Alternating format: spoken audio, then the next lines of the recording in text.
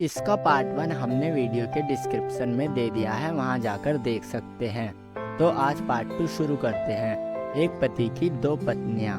Part 1 में हमने जाना कि प्रिया और पिंकी मनीष के बर्थडे पर उससे शादी करने की बात कहती हैं और मनीष ने भी शादी के लिए हाँ कर दिया था, जिसके बाद उनकी शादी हो जाती है।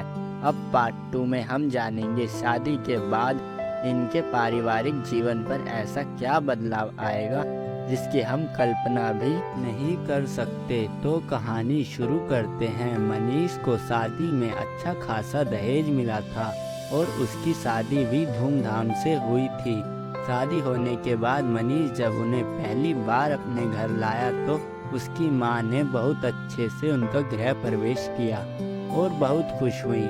मनीष की सुहागरात की पूरी तैयारी हो चुकी थी। मनीष के दोस्त मनीष से कहते हैं, भाई तेरी भी क्या किस्मत है, जिन्हें तू पसंद करता था वह आज तेरी पत्नी बन गई। और उससे मजाक करते हुए कहने लगे, भाई आज तो तेरी सुहागरात है, पहले किसके साथ मनाएगा। मनीष मुस्कुराते हुए बिना कुछ बोले वहाँ से चला जाता है। मनीष जब अपने कमरे में जाता है तो वह देखता है कि उसकी दोनों पत्नियां बिस्तर पर बैठी थी।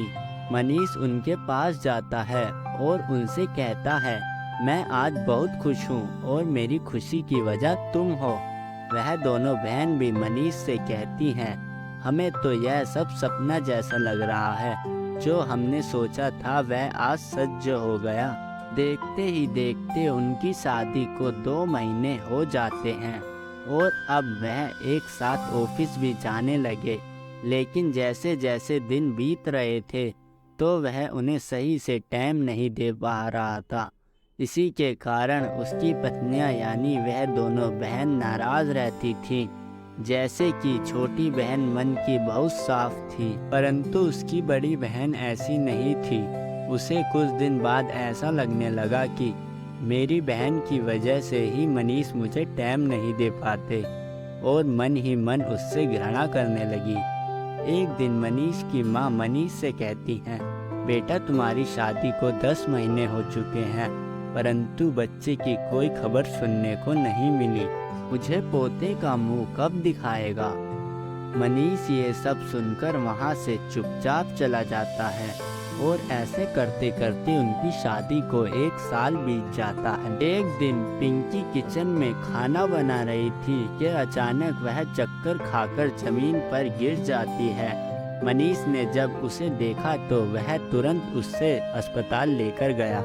डॉक्टर ने उससे कहा कि घबराने की कोई बात नहीं है, बल्कि बात तो खुशी की है। मनीष ने कहा, ये आप क्या कह रही हैं। डॉक्टर ने कहा, आप पापा बनने वाले हैं और ये माँ ये प्रेग्नेंट है और इस दौरान चक्कर और उल्टी आना आम बात है। मनीष यह बात सुनकर बहुत खुश हुआ और उसने अपनी माँ को बताया कि आप दादी बनने वाली हो। सब इस बात से बहुत खुश थे, परंतु प्रिया जो पिंकी की बड़ी बहन थी वह इस बात से बहुत दुखी थी, क्योंकि डॉक्टर ने उसे बताया था कि तुम कभी माँ नहीं बन सकती हो।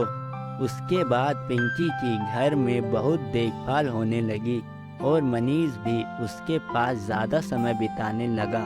यह सब देखकर प्रिया की जो पिंकी के प्रति घृणा थी वह और बढ़ जाती है। घृणा इतनी बढ़ जाती है कि वह उसे जान से मारने की सोच लेती है। वह सोचती है जब पिंकी नहीं रहेगी तो सब मुझसे ही प्यार करेंगे। और एक दिन उसने पिंकी की चाय में जहर की गोली मिला दी, जिसको पीने के बाद उसकी मृत्यु हो जाती है और उसके पेट में पल रहा बच्चा भी मर जाता है। मनीष को जब पता लगा कि यह सब प्रिया ने करा है तो वह उसे छोड़ देता है और उसे पुलिस के हवाले कर देता है। देखते ही देखते कैसे हंसते खेलते परिवार ऐसा बर्बाद हो जाता है जिसकी कोई कल्पना भी नहीं कर सकता। इस कहानी से हमें यह शिक्षा मिलती है, जिस रिश्ते में प्रेम की जगह घृणा और जलन का भाव उत्पन्न हो जाता है तो वह रिश्ता ऐसे ही बर्बाद हो जाता है जैसे इस कहानी में हुआ। कहानी से जुड़े कुछ क्वेश्चन आपसे पूछ रहा हूँ, कृपया करके कमेंट में इनका उत्तर ज़रूर दें। क्वेश्चन 1, मनीष की 2 पत्नियां में से कौन सी पत्नी बड़ी थी और कौन सी छोटी? क्वेश्चन 2, मनीष किस कंपनी में जॉब करता था? क्वेश्चन 3, पिंकी के प्रेग्नेंट होने की खबर सुनकर प्रिया क्यों दुखी हो गई?